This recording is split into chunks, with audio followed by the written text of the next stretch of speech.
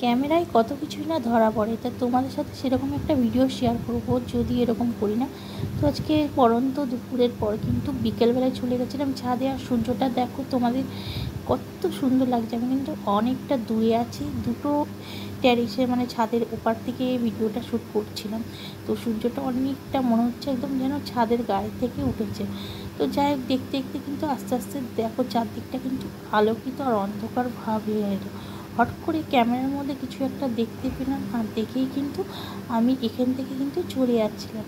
আমরা দুজনেই ছিলাম, আমার বড় গেছিলো, আমার ভাই গেছিলো, তো আমরা সবাই মিলে ছিলাম বলে আমি বললাম আমি দেখে আসি যে কী আছে।